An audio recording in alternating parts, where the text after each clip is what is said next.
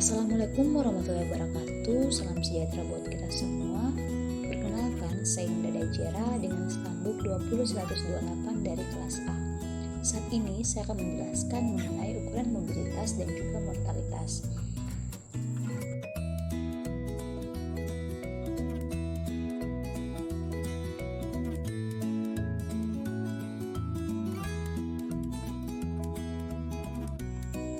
Apa sih morbiditas?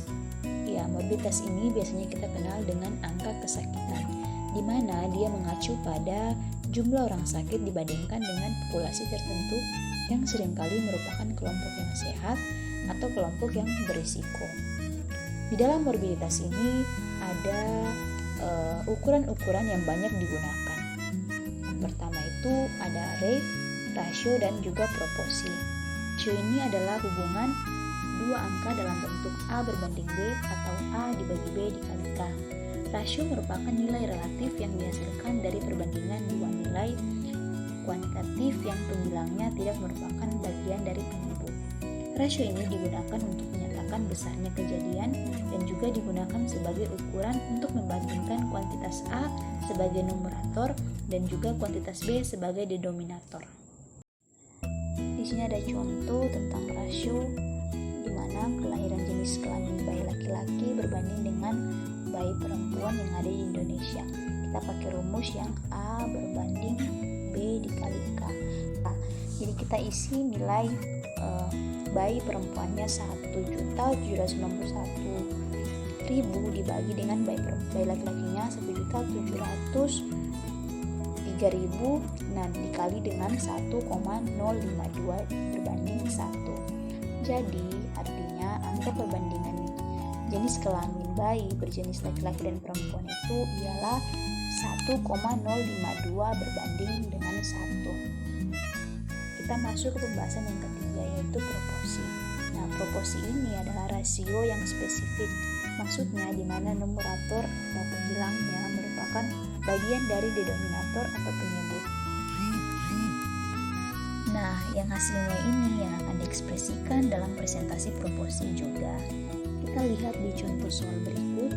Rumusnya adalah jumlah bayi laki-lakinya tadi sebanyak 1.791.000. Kita sederhanakan yang mana?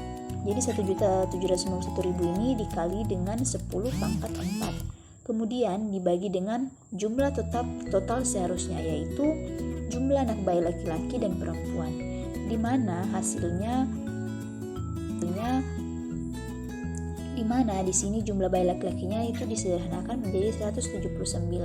Nah, ditambah dengan 170 kemudian dikalikan dengan 10 pangkat 4 yang hasilnya adalah 51,3%. Karena dikalikan dengan 100%, jadi proporsi kelahiran anak perempuannya sebesar 51,3%. Rate adalah proporsi dalam bentuk khusus di mana perbandingan atau pembilang dan penyebut dinyatakan dalam bentuk waktu tertentu di dalam epidemiologi yang akan kita bahas. Nah, jadi rate ini sendiri adalah salah satu proporsi yang menunjukkan satuan waktu. Jadi, indikator yang paling penting atau banyak dalam mengatur ukuran kejadian penyakit. Jadi, contohnya angka kematian tipes di Indonesia pada tahun 1980. Kita bandingkan dengan jumlah populasi yang ada pada tahun tersebut dan dikalikan dengan 10 pangkat 5. Nah, untuk menemukan kriteria tipes tersebut, itu dibutuhkan dari jumlah kematian penyakit kanker sebagai numerator dan juga jumlah populasi di rentang waktu yang sama sebagai denominatornya. Nah, di dalam epidemiologi ini tujuan utama morbiditas itu adalah angka insiden dan juga prevalence. Nah, jadi cara menghitung insiden rate ini ada dua jenis. Ya, jadi yang pertama itu adalah cumulative rate. Nah, cumulative rate ini atau insiden risk ini adalah probabilitas dari seseorang yang tidak sehat menjadi sehat selama periode waktu tertentu. Artinya, setiap individu dalam penyakit yang dalam penyakit itu harus di follow up sampai akhir periode tertentu. Nah, biasanya perhitungan ini digunakan untuk menghitung serangan penyakit yang paling dirasakan pada orang yang sebelumnya sehat. Nah, jadi rumusnya itu jumlah kasus baru pada waktu tertentu dibagi dengan jumlah yang berisiko terhadap penyakit selama periode waktu tertentu dan dikalikan dengan 1000.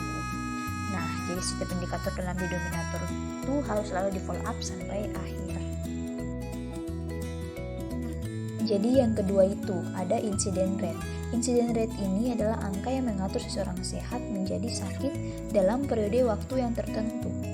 Angka kemungkinan sehat tersebut bisa datang berdasarkan jumlah kasus sebuah penyakit dalam suatu populasi tertentu dan dalam periode tertentu.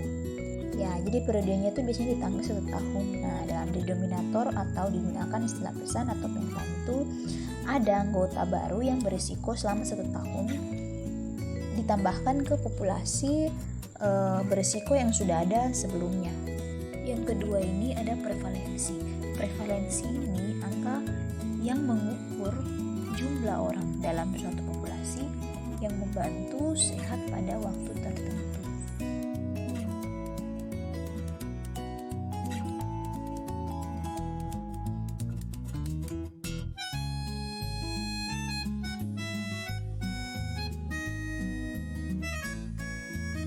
Nah, kita akan lihat contoh soalnya. Pada tahun 2020, penduduk Indonesia itu berjumlah 38.004.000 orang. Nah, pada bulan Maret itu ditemukan 1.528 orang positif COVID.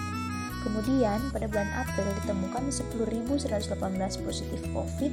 Kemudian dia menghambat pada bulan Mei 2020 itu sebanyak 23.851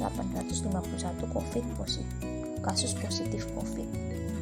Nah, pertanyaannya, berapa insiden rate-nya? Ya, jadi kita ingat-ingat kembali tentang insiden rate itu. Insiden rate itu kan angka yang mengukur kemungkinan seseorang sehat menjadi sakit selama periode waktu tertentu atau bisa juga ditemukan kasus baru. Dan contoh kasus ini itu kasus COVID yang baru pada bulan Maret sampai pada tahun 2020. Rumusnya tadi itu apa? Sampai jumlah kasus baru selama periode waktu tertentu ini dibagi dengan penjumlahan personers yang berisiko dalam periode waktu tertentu. Nah, jadi jumlah kasus baru di sini maksudnya kasus COVID di bulan Maret itu dia ditambah dengan bulan April. Kemudian ditambah dengan bulan Mei, terus dibagi dengan jumlah penduduk pada tahun 2020, lalu dikalikan dengan 100%. Terus hasilnya itu adalah 0,00934033. Ya, sekarang kita masuk ke mortalitas. Apa sih mortalitas itu? Jadi, mortalitas itu merupakan jumlah kematian yang terjadi dalam suatu populasi. Dan dalam perjalanan hidupnya manusia itu akan mengalami yang namanya lahir hidup dan juga mati.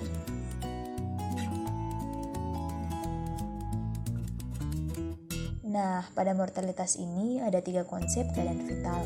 Yang pertama itu ada lahir hidup atau live birth, yang kedua itu ada lahir mati atau fetal death, dan yang ketiga itu adalah mati atau death. Nah, kita akan bahas yang pertama yaitu lahir hidup atau live birth. Lahir hidup ini merupakan peristiwa keluarnya hasil konsumsi dari rahim seorang ibu secara lengkap tanpa memandang lamanya kehamilan dan setelah perpisahan terjadi. Kedua itu lahir mati. Lahir mati ini merupakan peristiwa menghilangnya tanda-tanda kehidupan dari hasil konsumsi sebelum hasil tersebut dikeluarkan dari rahim ibunya.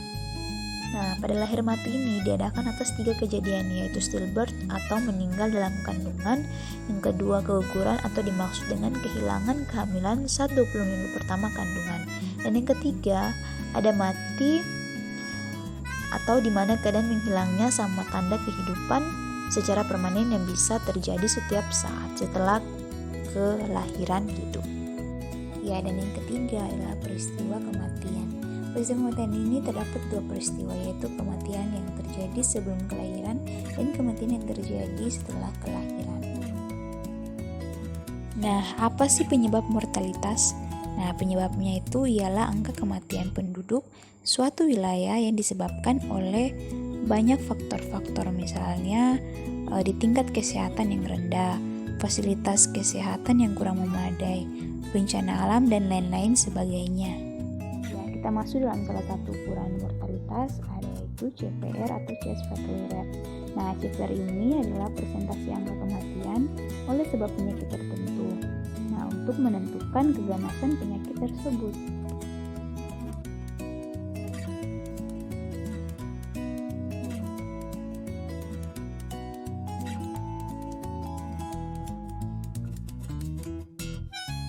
Case fatality rate ini rumusnya jumlah kematian penyakit X dibagi dengan jumlah kelahiran penyakit X dikali dengan 100%. Ya, kita lihat contoh soalnya.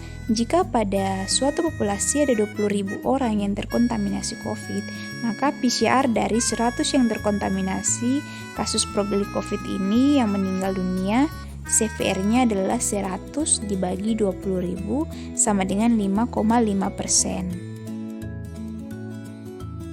Ya, itulah hasil pemaparan materi morbiditas dan mortalitas dari saya. Kurang lebihnya saya mohon maaf. Sekian dari saya. Assalamualaikum warahmatullahi wabarakatuh. Salam sejahtera buat kita semua.